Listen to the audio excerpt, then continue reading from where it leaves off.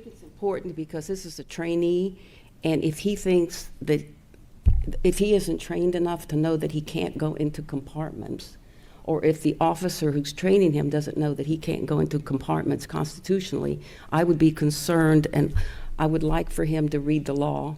Well, yeah.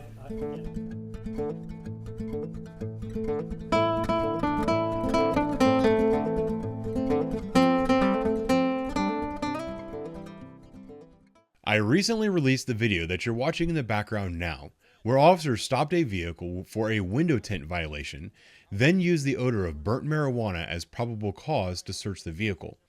There were a lot of people with YouTube law degrees commenting that it was an illegal search and that the case would be thrown out. There was also a person with an actual law degree who made similar comments on a similar case. This is Columbus Police Civilian Review Board member Mary Younger. Miss Younger is a retired defense attorney who worked for the Public Defender's Office in Franklin County.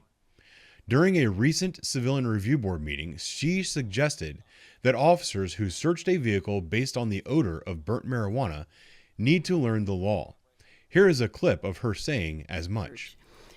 The focus officer in here, I believe, went into the compartment in the automobile. And when I read it, I couldn't figure out what the reason was for the officers to search the automobile. There was marijuana odor, and they even if they were smoking the marijuana, what would the reason have been that if... So what it looks like here for Mr. Tobias, just for your benefit, the only justification for doing a search was that the marijuana was alleged to have smelled burnt. So instead of just simply possession, which is not against the law, the allegation was that he was smoking while driving, and so that. And I'm not sure if we can do this, but he was training another officer in this particular situation here. So, and that was the reason why they double searched this particular individual. And I'm thinking that if this focus officer is training someone and he is he does not know the search and seizure laws, that even though this wasn't, and I'm not sure if we can do this, that's why I need your help here, that he should maybe be instructed to take lessons in the search and seizure law, because he cannot be training individuals on the search and seizure laws if he is going to be searching automobile compartments without, unconstitutionally, illegally. In a moment, I'm going to direct you to the Columbus Police Legal Update. This is a document that is available online, and I've already linked in the video description. Now, I would like to also point out to everyone listening that smoking marijuana in Ohio is legal, just like drinking alcohol. But also, like alcohol, you cannot smoke while driving. If an officer smells alcohol coming from the passenger compartment of a vehicle, he can search that vehicle. The same can be said for marijuana. And here is what the courts have had to say about this. This legal update was provided for the Columbus Division of Police by the City Attorney's Office. These updates include recent court decisions and make officers aware of the most recent information while they're doing their job. The update from April 5th, 2024 has a case that is incredibly similar to the case that was in my YouTube video and the case that Mary Younger was complaining about. The case is United States versus Dunlap. It was heard in the U.S. Southern District of Ohio in 2024. This case involves Columbus police officers, so it is incredibly relevant.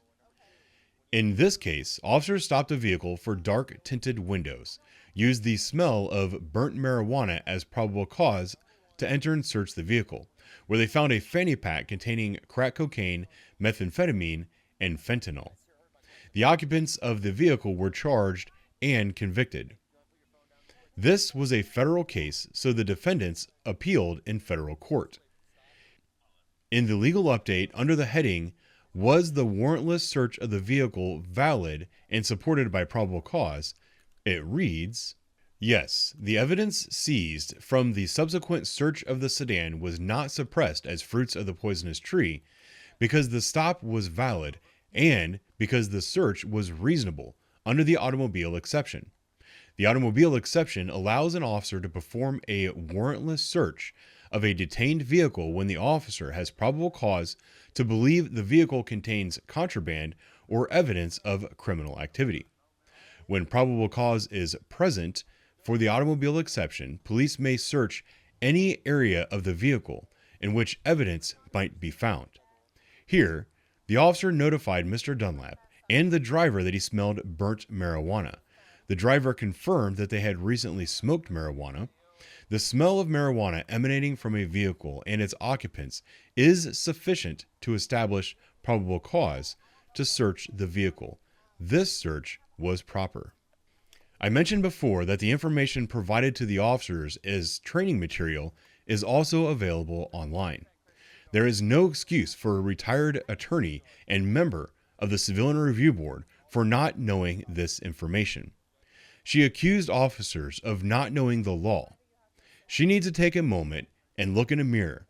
She also needs to learn the law.